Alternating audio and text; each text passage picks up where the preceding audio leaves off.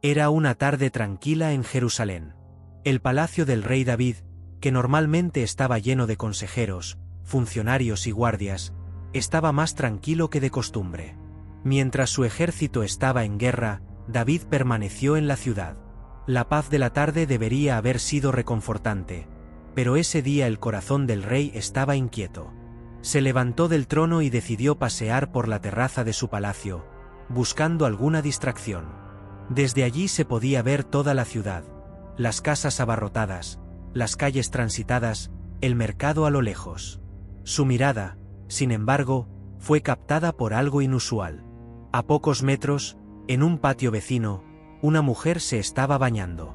La luz del sol se reflejaba en su piel y David, sin siquiera darse cuenta, quedó completamente fascinado por su belleza. Ella no se parecía a ninguna otra que hubiera visto jamás. Su nombre era Betsabé, esposa de Urías, uno de sus soldados más leales. El hecho de que ella estuviera casada no le importaba a David en ese momento. Estaba lleno de un deseo incontrolable, algo que no había sentido desde que se convirtió en rey. En su poder absoluto, David se convenció a sí mismo de que podía tener lo que quisiera, cuando lo quisiera. Sin pensar en las consecuencias, ordenó a uno de sus sirvientes que le trajera a la mujer. Las palabras no fueron necesarias. El deseo hablaba más que cualquier moraleja o mandamiento. David, el hombre conforme al corazón de Dios, estaba a punto de cometer un error que cambiaría su vida para siempre. Cuando Betsabé llegó al palacio, dudaba. ¿Cómo podría rechazar una llamada directa del rey? El opulento entorno y el poder de David la dejaron desarmada. No hubo resistencia. Esa noche el pecado se cometió en secreto. Las pesadas cortinas ocultaban el acto de adulterio, pero no se podía ignorar el peso de lo ocurrido. David, un hombre que siempre había controlado todo lo que le rodeaba, ahora estaba atrapado en un laberinto de emociones encontradas. Una parte de él sabía que lo que había hecho era una afrenta a Dios, pero el deseo lo cegó. Intentó convencerse de que sería enterrado a tiempo, de que no habría repercusiones. Después de todo, ¿quién se atrevería a enfrentarse al rey? Días después, sin embargo, Betsabé envió un mensaje que hizo que el corazón de David se hundiera en su pecho. Estaba embarazada. La noticia fue un duro golpe. El rey, que había derrotado ejércitos y gigantes, ahora estaba indefenso ante la verdad de sus propias acciones. David sabía que si se revelaba el embarazo, caería en desgracia y Urías, el marido de Betsabé, regresaría de la guerra y encontraría su casa en ruinas. Las consecuencias pueden ser devastadoras. La tentación, que al principio parecía tan inofensiva, ahora se ha convertido en una amenaza real, algo que podría destruir su reputación y la reputación entre su pueblo. El rey necesitaba actuar con rapidez. Un plan comenzó a tomar forma en su mente, un plan para ocultar su pecado. Sin embargo, en lugar de corregir su error, David estuvo a punto de hundirse aún más en el abismo de sus propias decisiones. David sabía que debía tener cuidado. No podía contarle a nadie sobre el embarazo de Betsabé, especialmente a Urías. Decidido a encubrir su pecado, el rey ordenó que Urías fuera retirado de la batalla. Su plan era simple. Urías pasaría una noche con su esposa, y así, cuando se descubriera el embarazo, todos creerían que el niño era suyo. Cuando Urías llegó a palacio, David lo recibió con la cordialidad de un rey generoso, preguntándole sobre el avance de la guerra, cómo estaban los soldados y si había alguna buena noticia en el campo de batalla. Luego sugirió casualmente que se fuera a casa y descansara con su esposa. Sin embargo, Urías era un hombre de honor. Aunque estaba lejos de la guerra, no se permitía disfrutar de la comodidad mientras sus camaradas luchaban y dormían en el campo de batalla. En lugar de regresar a casa, durmió a las puertas del palacio, rechazando el privilegio que el rey le había ofrecido. Para él, sería injusto estar con su esposa mientras los demás soldados estaban expuestos a los peligros de la guerra. David estaba frustrado con la lealtad de Urías. Su plan inicial fracasó, pero no se rendiría tan fácilmente. Al día siguiente, invitó a Urías a un banquete e hizo todo lo posible para emborracharlo, esperando que, bajo los efectos del alcohol, finalmente regresara a casa. Sin embargo, aunque estaba borracho, Urías mantuvo su integridad y una vez más se negó a regresar a casa. La desesperación de David creció. El rey, que antes se había enorgullecido de su capacidad para resolver cualquier situación, ahora vio cómo su trampa se desmoronaba. Necesitaba una solución más drástica, algo que garantizara que Uría no descubriera lo que había sucedido. David se dio cuenta de que la lealtad de Urías era inquebrantable y esto hizo que su plan fuera aún más difícil de ejecutar. La idea de exponer su pecado le parecía insoportable. Cada intento de ocultar la verdad solo condujo a actos más desesperados. Consumido por el miedo y la vergüenza, tomó una decisión impensable. Urías tendría que morir. El rey escribió una carta al comandante de su ejército, Joab. En él, ordenó colocar a Urías en el frente de batalla, en el lugar más peligroso, donde las posibilidades de supervivencia eran mínimas. La traición no terminó ahí.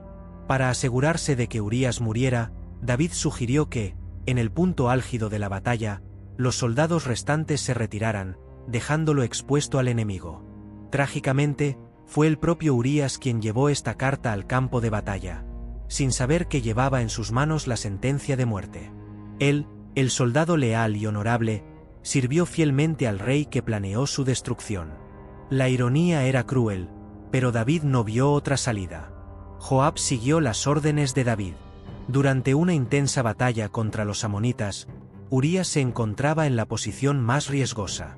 El resultado fue fatal, tal como lo había planeado el rey. La noticia de la muerte de Urías llegó rápidamente a palacio. Al oír esto, David sintió una mezcla de alivio y culpa. Su plan funcionó, pero el peso de la sangre derramada ahora recayó sobre él. Con Urías fuera del camino, David creyó que podía seguir adelante, libre de las consecuencias de su pecado. Sin embargo, las semillas de la tragedia ya están sembradas y las consecuencias inevitablemente se producirán. Después de la muerte de Urías, David rápidamente tomó a Betsabé como esposa. Para el público, el rey parecía un hombre compasivo que acogió a la viuda de un guerrero caído. Sin embargo, el pecado de David no pasó desapercibido ante los ojos de Dios. El silencio del palacio solo fue roto por el susurro de culpa que carcomía el alma del rey. Pensó que su secreto estaba a salvo, enterrado con Urías. Pero Dios envió al profeta Natán para confrontarlo. Un día, Natán entró en los aposentos de David, y el rey, siempre respetuoso con los hombres de Dios, lo recibió atentamente. El profeta, sin embargo, no vino con una bendición, sino con una historia. Le habló a David de dos hombres en una ciudad. Uno rico, que tenía muchas ovejas y vacas, y otro pobre, que solo tenía un corderito al que cuidaba como un miembro más de la familia. Un día, el hombre rico, al recibir una visita, no quiso sacrificar una de sus muchas ovejas. En cambio, tomó el cordero del pobre y lo mató para servirlo a su huésped. Cuando David oyó esto, se encendió su ira. Con la rectitud de corazón que lo caracterizó durante años, exclamó que el hombre que hizo tal cosa merecía morir. Era inaceptable que alguien con tantos recursos robara lo único valioso de otra persona. Fue entonces cuando Natán, con calculada frialdad, miró a David a los ojos y dijo: «Ese hombre eres tú». El silencio llenó la habitación. La verdad que David trató de ocultar le fue revelada. Dios lo sabía todo: adulterio, manipulación, asesinato. Ahora no había escapatoria. Las consecuencias del pecado estaban a punto de caer sobre él. Las palabras de Natán resonaron en la mente de David como un golpe mortal: «Ese hombre eres tú». La verdad desnuda lo golpeó con fuerza aplastante. Él, que había sido elegido por Dios, estaba ahora enredado en una red de mentiras y pecados que él mismo había tejido. La convicción de su error fue inmediata. El rey, una vez orgulloso y poderoso, quedó reducido a un hombre quebrantado ante la santidad de Dios. Natán continuó transmitiendo el mensaje divino. A causa de su pecado, la espada nunca más se apartaría de la casa de David. Dios lo bendijo con riquezas, tierras y poder, pero David faltó el respeto a las bendiciones de Dios al tomar la esposa de otro hombre y matarlo. El profeta también reveló que aunque Dios no lo mataría debido a su misericordia, el niño que Betsabé llevaba dentro moriría como consecuencia directa de su pecado. El dolor en el corazón de David se intensificó. El rey, que antes caminaba en plena comunión con Dios, ahora se encontraba distante, solo en su culpa. El arrepentimiento consumió su alma. No intentó justificarse, no buscó excusas. En cambio, se rasgó la ropa y comenzó a orar. David sabía que solo Dios podía restaurar su alma y perdonar sus pecados. Clamó a Dios y escribió el famoso Salmo 51, un salmo de profundo arrepentimiento. Crea en mí, oh Dios, un corazón limpio, y renueva dentro de mí un espíritu recto. Fue una súplica de misericordia y perdón, un intento de reconciliación con el Dios al que había traicionado tan profundamente. El tiempo pasó, pero la sombra del pecado de David siguió flotando sobre su hogar. El embarazo de Betsabé se convirtió en una espera agonizante, llena de expectativas y temores. El rey, en medio de su arrepentimiento, sintió que la vida se había convertido en una carga. Pasó noches sin dormir, clamando a Dios misericordia y rogando por la vida de su hijo. Cuando finalmente llegó el día, la tensión era palpable.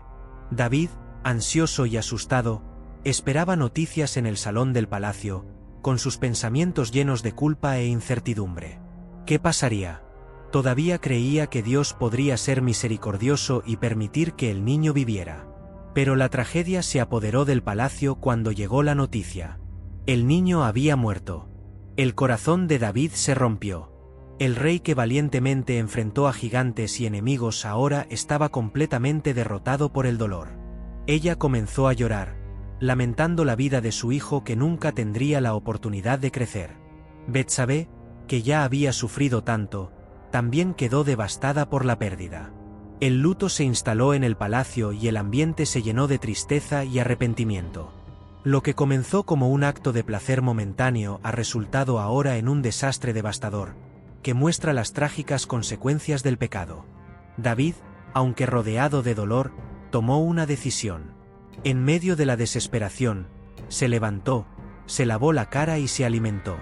Cuando sus consejeros le preguntaron sobre su cambio de comportamiento, explicó: mientras el niño todavía estaba vivo, ayuné y lloré, porque pensé, tal vez Dios tenga misericordia de mí y deje vivir al niño.